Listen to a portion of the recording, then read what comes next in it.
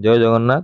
आज भिडियोटा आसी दशहरा भेटी जो सब चाकरिया मानक दिखाई चाकरिया मानक सब दशहरा भेटी दिखाई आमर क्या चारि चकिया जो सब इलेक्ट्रिक वेहिकल अच्छी चारि चकिया हो कि दी चकिया हो आगुरी दी चकिया दिया होता एवं चारि चकिया आडभांस देती गवर्नमेंट आ तार इंटरेस्ट भी पूरा जीरो ही रही।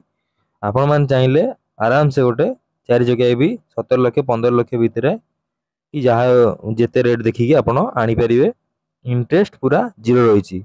आ से नोटिफिकेशन जो आसी से नोटिफिकेशन पूरा भलसे देखीदे किए आनीपर केमती आनीपर। ताहले वीडियो स्टार्ट करने पूर्व मुझे कहीदेव चाहे जदि आपको ये वीडियोटा भल लगे ताहले हम चैनल को सब्सक्राइब करेंगे आउ वीडियो को लाइक आउ शेयर करेंगे। देखंतु ए नोटिसटा कार 4/10/2024 government of Odisha finance department पठेछि from Shashwat Mishra IAS to additional chief secretary principal secretary commissioner cum secretary secretary to government आउ ऑल डिपार्टमेंट को सब्जेक्ट कौन रही देखो electric motor vehicle advance for state government employ. State government employ मानकर जो electric motor vehicle एडवांसटा अच्छी ता ऊपर जो क्लारिफिकेशन देछि गवर्नमेंट ता ऊपर वीडियोटा देखंतु। Madam sir in inviting a reference to the subject cited above, I am directed to say that state government have already issued guidelines for interest free electric vehicle advance। Interest टा पूरा zero रहिबो government सेटा clarification देछि। आ देखंतु से clarification टा कोन सब रहिछि after careful consideration it is now clarified as follows। in case of electric vehicles four wheeler advance पाई government employees of group A and B category who have completed minimum 5 years of regular and continuous service shall be eligible for availing electric vehicle four wheelers।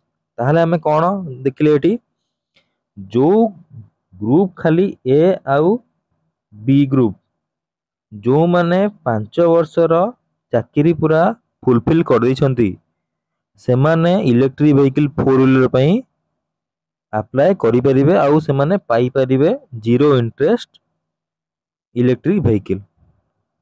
तापर कौन करे देखंतु however in case of electric vehicle two wheeler पई किछि सेमती condition नाही two wheeler पई हमरो किछि कंडीशन नाही किंतु फोर व्हीलर पई खाली गोटे कंडीशन रहला कोन ग्रुप ए आउ बी हेतिबे आउ से माने 5 वर्ष तांकर चाकरी पूरा कंटिन्यू करूथिबे।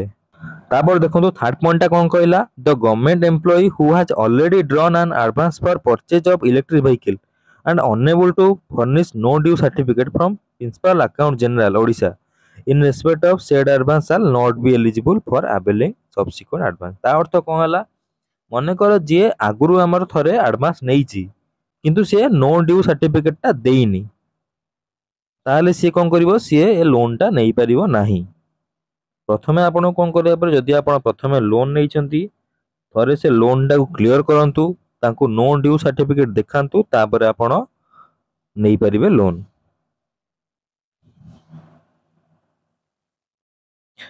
तापर 4 नंबर पॉइंट कौन कहला heads of department are competent to sanction only electric vehicle advance माने खाली इलेक्ट्रिक व्हीकल एडवांस ही एठी मिलिबो नॉन इलेक्ट्रिक एडवांस रो मिलिबो नाही।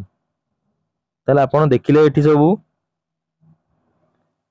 तापर प्रिंसिपल सेक्रेटरी दस्खत दैछंती एठी ताले आपण देखिले हमरो गवर्नमेंट कौन करिछि इलेक्ट्रिक मोटर व्हीकल एडवांस टा देइछि आ एटा सब गवर्नमेंट एम्प्लॉय अप्लाई करि परिबे टू व्हीलर पई किछि ना दरकार नाही किंतु फोर व्हीलर पई 5 वर्ष तार गवर्नमेंट चाकरी करथिबा से दरकार 5 वर्ष रेगुलर चाकरी तार कंटिन्यू चलथिबा दरकार आउ से ग्रुप ए आउ बी हेतिबो किंतु टू व्हीलर पई ग्रुप ए हो बी हो सी हो कि डी हो किछि तार नाही आउ इंटरेस्ट ता देखंतु पूरा जीरो ही रहउछि। गवर्नमेंट एटा हमर नेचुरल एनवायरनमेंट करिया पई चाहूछि सेति लागि इलेक्ट्रिक व्हीकल रो प्रमोशन करूछि। आपण मान जदि आनिया पई चाहउछंती ताले जल्दी नै आसंतु एटा भलो भी होबो आपण लागि।